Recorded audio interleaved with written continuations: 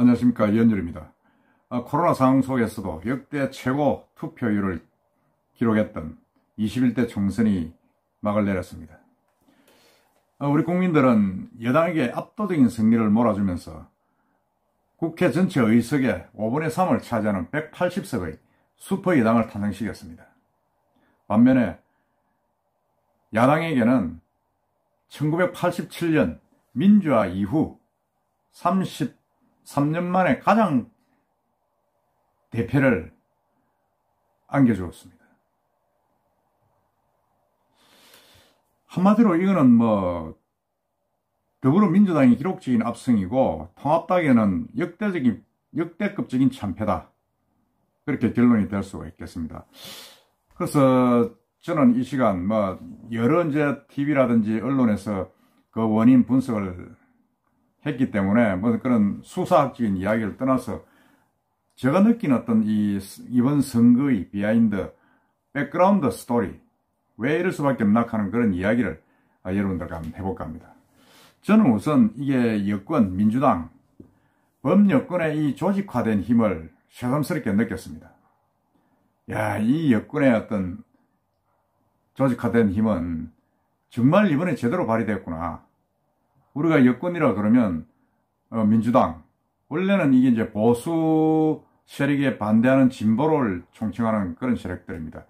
그래서 역사적으로 진보가 쭉 줄이었고, 보수가 줄이었고, 진보가 이제 비주류로 비판하는 그런 세력으로 민주화 운동을 주도를 했는데, 그게 이제 우리가 통상 말하는 민노총, 정교조, 참여연대, 민변, 기타 등등 이런 시민사회단체들의 힘, 물론 정당의 힘도 있습니다만은 힘들이, 조직화된 힘들이 엄청나구나 한 걸 저는 느꼈습니다. 그 반면에 미래통합당은 전혀 조직화되지 않은 우왕좌왕하는 그런 모습을 보였습니다. 지난해 10월 조국 사태 때도 우리가 느낀 바 아닙니까? 우리가 보수 세력들이 광화문에 100만이 모였다, 이렇게 이야기를 하고 해서 조국 시위도 하고 반정부 시위도 했는데, 거기에 갔다 온 분들 이야기가 어떻습니까? 전부 다 이게 중구난방이다. 제대로 뭘 하나 일사불란하게 가지 못했다, 그런 지적을 했습니다. 반면에 서초동에 모인 친조국, 검찰개혁을 부르짖는 그 조직들은 그야말로 대호정연하게 일사불란하게 단상의 어떤 진행자의 말에 맞춰서 아주 일사불란하게 움직였다. 엄청나게 조직화됐다. 그런 모습들을 우리가 많이 봤습니다. 그래서 이게 참 그런 어떤 조직화된 모습들이 이번 총선에서 민주당에 승리를 가져준 것이 아닌가. 그리고 지금은 민주당은 보면 세대교체가 많이 돼가지고 그 안에 장수들이 많아요. 사올 만한 장수들이. 물론 이낙연 후보가 이제 대장이고, 그 밑에 임종석이도 들어와 뛰고, 그 다음에 경남의 김두관이도 뛰고, 경북에 각 이렇게 다니는 장수들이 곳곳에 포진되어 있고, 청와대에서도 또 이 특공대들이 25명이나 나와가지고 뛰면서 15명이 당선됐습니다. 그런 다양한 인맥들, 스펙트럼들이 60대, 70대부터 해서 밑에 30대까지 쭉 포진해 있는 그런 모습을 보고, 이 참 세대교체가 민주당이 많이 되어 있구나, 많이 포함되어 있구나, 그걸 저는 느꼈습니다. 반면에 미래통합당은 어떻습니까? 황교안 대표가 이제 대장으로 있었는데, 결국 자기가 이제 선거에 바쁘다 이래가지고 김종인 전 더불어민주당 선대위원장 하신 분을 이제 초대를 해서 이제 선관위원장으로 앉혔습니다. 근데 그건 이미 좀 너무 많이, 그분이 지금 40년생이니까 80 아닙니까? 너무 많다. 그런 분이 다시 등장하기에는 열린우리당이 너무나 노쇠했고 젊은이에게 다가갈 수 없다 하는 걸 느꼈습니다. 그리고 장수도 없었어요. 장수가 누가 있습니까? 다 지금 쪼개져가지고 안철수, 보수 세력들의 보면 안철수, 유승민이 이런 분들 다 따로 놀고 있잖아요. 따로 놀고 있고 장수가 없다. 그리고 어떻게 된 게 전부 다 이게 세대 변화를 제대로 못 따라가고 있다. 미래통합당이. 지금 20, 30대, 40대에 가서 물으면, 보수, 미래통합당 이꼬르 꼰대. 아니, 젊은 친구가 왜 미래통합당을 지지하지? 좀 더 그렇게 생각합니다. 그건 뭐냐? 그건 이미 그렇게 세대 교체에 익숙해지 못했고, 그렇게 젊은 친구들이나 그런 다가오는 미래 세대에 대해서 뭔가 어젠다를 주질 못했다. 젊은 친구들 20, 30대, 무조건 당연히, 민주당. 60, 70대, 거기는 보수당. 이렇게 쪼개있는 어떤 프레임에 갇혀가지고 젊은 친구들이 다가오지 못하고 공천도 좀 지지부진했고.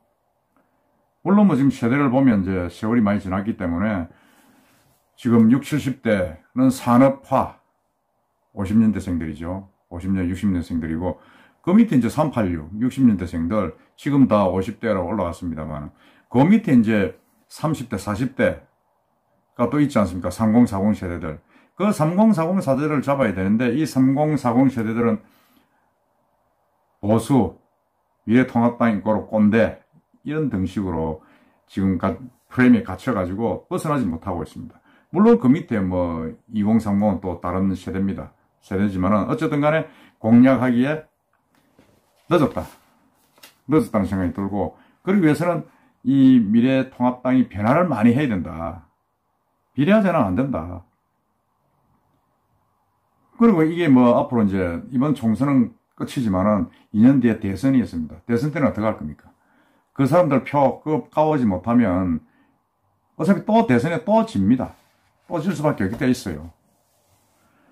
저는 그래서 이게 이길 수 있는 그 장수나 그 밑에 뛰는 돌격대 이런 팀들, 이런 구성원들을 미래통합당이 많이 만들어야 된다. 그런 생각을 합니다. 그리고 또 하나는 이 박근혜 탄핵 어떤 그런 여파, 박근혜 대통령이 탄핵이 되었습니다. 역사상 우리나라에 두 사람이 탄핵이 되었습니다. 노무현 대통령이 탄핵이 되고 박근혜 대통령이 탄핵이 됐습니다.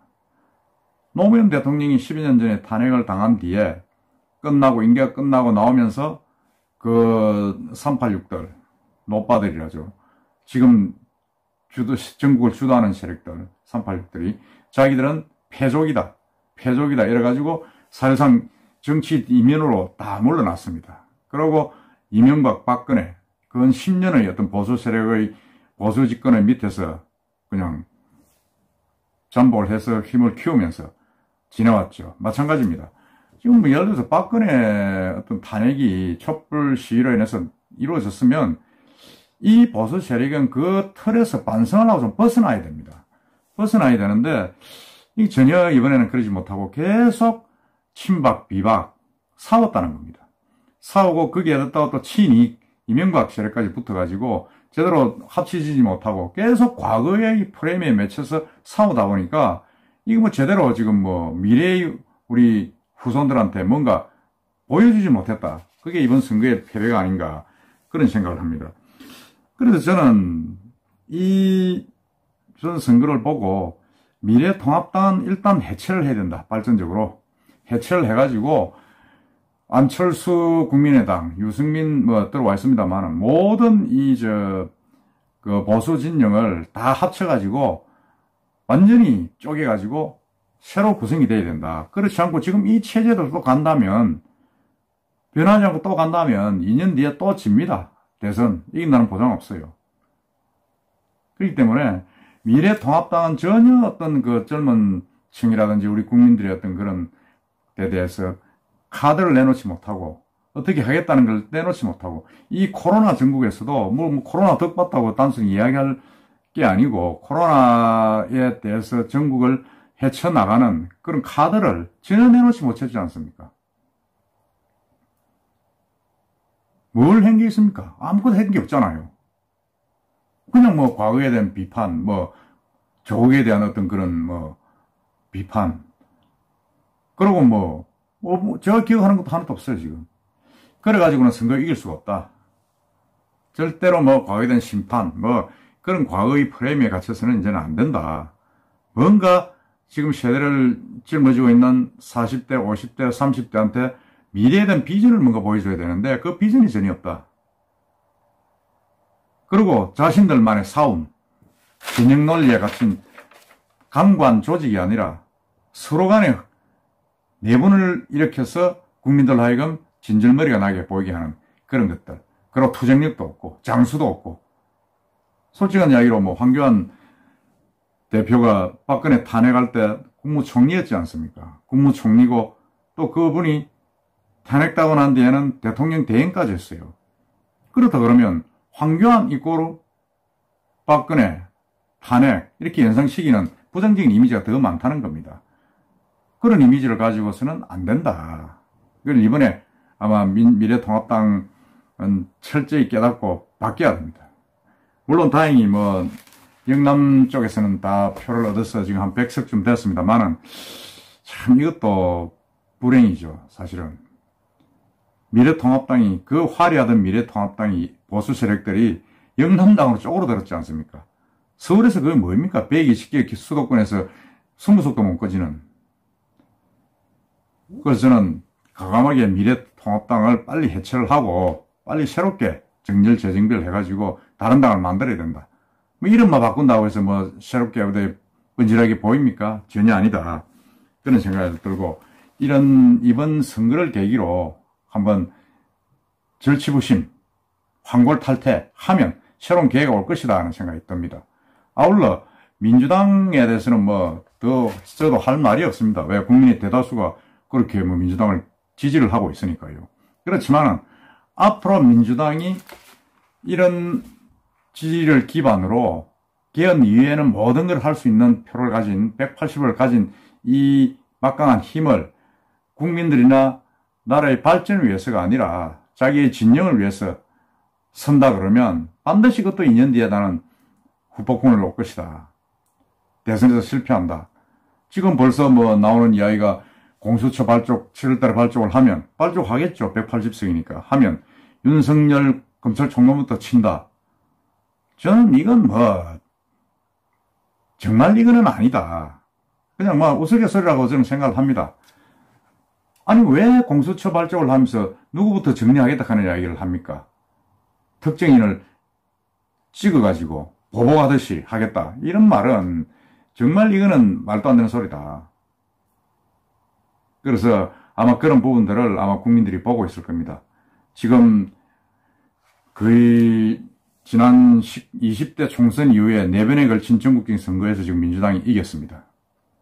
그렇지만은 가장 정점은 다음 대선입니다. 대통령이 누구냐를 가르는 대선인데 만일 이런 식으로 힘을 휘두르고 자기가 일방적으로 모든 정국을 주도한다 그러면 아마 불과 얼마 안 남은 2년 뒤에는 반드시 또 실패한다.